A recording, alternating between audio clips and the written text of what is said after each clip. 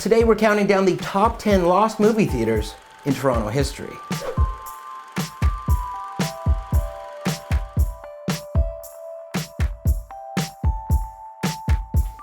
The first film showing in Toronto dates all the way back to 1896 on the southeast corner of Yonge and Adelaide. It was a simple moving picture projection of a man galloping on a horse. But times were about to change. Here is a countdown of the top 10 lost Toronto movie theaters. You have any suggestions for the list? Leave it in the comment section below. Number 10. The Parkdale Theatre at 1605 Queen Street West opened on April 5th, 1920. You see, at the time Parkdale and the Sunnyside area was the place to be. The heyday of the neighborhood saw the construction of the opulent Parkdale Theatre. With a fairly dull exterior, the theatre's interior was one of the finest in the city at the time. Chandeliers draped down from its ornate ceiling with over 1,500 leather seats. The theater would shutter in 1970. The building's still standing there, altering uses frequently. Number 9.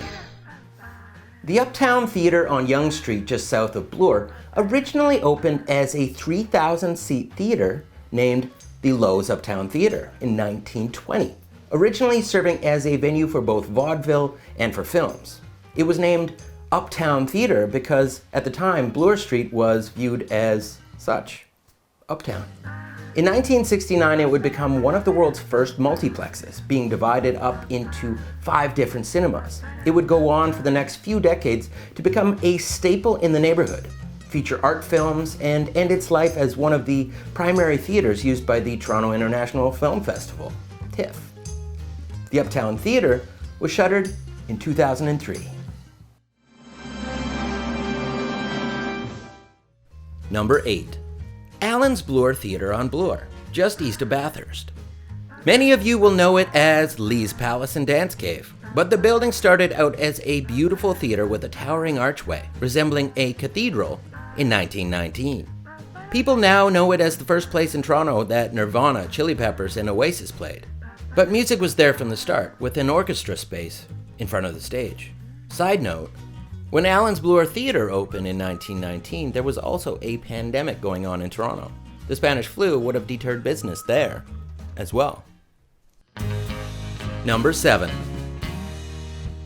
The University Theatre on Bloor, between Bay and Avenue. It opened to great fanfare in 1949. Although it had over 1,300 seats, it wasn't viewed as much of a palace as some of the city's other gems. It was, though, beautifully designed and with world-class sound. This would often make it the theater of choice for premieres. Due to the changing economics of movie watching, theaters of this size and the property prices of the area made it difficult to stay open. It closed its doors in 1986, and only a sad attempt at keeping the facade is still there today.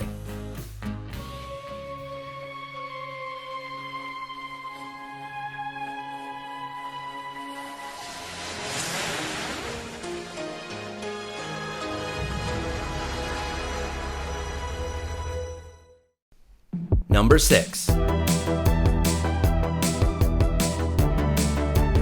The Cineplex Eaton Centre opened in April of 1979. The 18-theatre multiplex located in the basement of a parking garage in the northwest corner of Eaton Centre revolutionized numerous things. At the time, it was the largest movie complex in the entire world. The format of having large number of small theaters showing a diverse selection of films is something we're now used to. But this was the first time in the world to try this format. According to Toronto historian Doug Taylor, it was also the first place to serve melted butter on popcorn. As the years went on, the cinema would fall into disrepair and it would close in 2001. Let me briefly digress. If you like this video or simply like Toronto history, please make sure to subscribe to this channel and give it a like, share it. This right here is where I should have asked you to follow us on Instagram at Instagram/Old Toronto. And you can follow me personally at Instagram Morgan Cameron Ross. And all that stuff. Number 5. The Casino Theatre at 87 Queen Street West, just south of present-day Nathan Phillips Square, was built in 1936. The 1,100 capacity theater was a controversial and prominent spot for, primarily, men for almost 3 decades.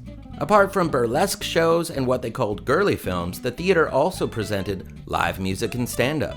Such performers like Tony Bennett, Dizzy Gillespie, and others made appearances here in the beginning of their careers. The Sinful Theater would close in 1961 after a brief name change, once it was decided that the new City Hall would be constructed across the street. Number 4. The cinema at the Toronto Dominion Centre, suitingly located in the Toronto Dominion Centre, was a small 690-seat theatre that opened in 1967. The cinema was designed by the world-renowned architect and modernist, Mies van der Rohe, and was situated on the concourse level of the building. The cinema was primarily used for first-run films, but also served as one of the more prestigious spots for intimate premieres, and one of the homes of the precursors to both the Genie Awards and TIFF. Despite its beauty, the theater would struggle financially for famous players and close 15 years after opening. Number 3. The Pickford Theatre at 382 Queen Street West opened in 1908 as the Auditorium Theatre.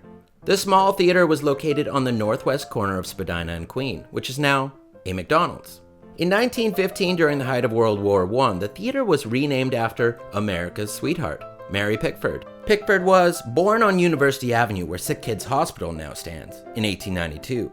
Pickford was arguably the most famous Canadian performer of all time. She won the first Academy Award, as well as reaching gigantic global stardom. The Pickford Theatre was small and unassuming. It would allow for live shows, vaudeville acts, and motion pictures. With only a few hundred ground-level seats, I've chosen it for this list for a simple reason. Small theaters were the norm in the city. Small, single-screen neighborhood spots. TV and even radio didn't exist for most people for a good portion of the 20th century. The theater would fluctuate in name over the decades and close down in the late 1940s. It would become a Bargain Benny's, a discount store competing against the also popular Honest Ed's. A bit over a decade later, it would be torn down and the current building would be constructed.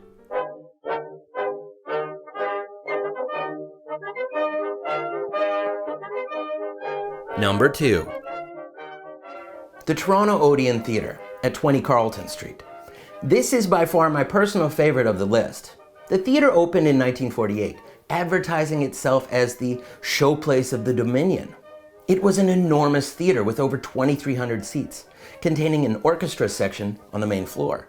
This was one of a few Odeon theaters in the city, albeit this being the flagship location for the British chain in Canada.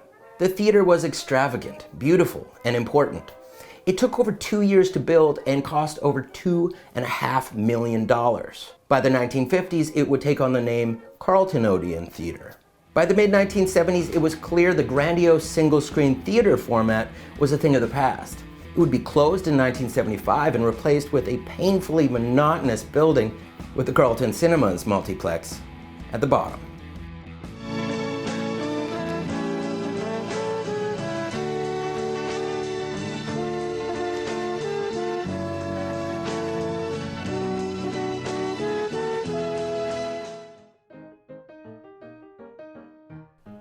And the number 1 lost theater in Toronto history is the iconic and massive Shays Hippodrome Theatre, next to Old City Hall on Bay. It opened to great fanfare in 1914, at the time being the largest vaudeville house in Canada and the 4th largest in North America. It seated over 3,000 patrons and presented a constant stream of performances and films until its closure in 1957. It would be replaced by Nathan Phillips Square a few years following. There still remains one large artifact of the Hippodrome, though, the 1922 Wurlitzer organ. Commissioned for the theater for a whopping $55,000, is now in Casa Loma. Prior to that, though, it was the original organ played in Maple Leaf Gardens, starting in 1958.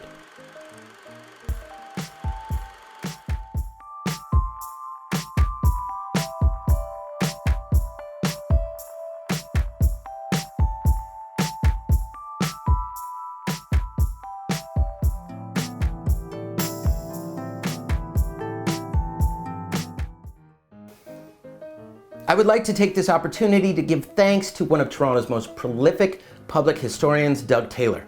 Doug has chronicled the history of movie theaters for years and has a very interesting book, Toronto Theaters in the Golden Age of the Silver Screen. I strongly suggest picking it up, as I have it already, or you can go to tayloronhistory.com. Doug Taylor sadly passed away this past July 2020 at the age of 82.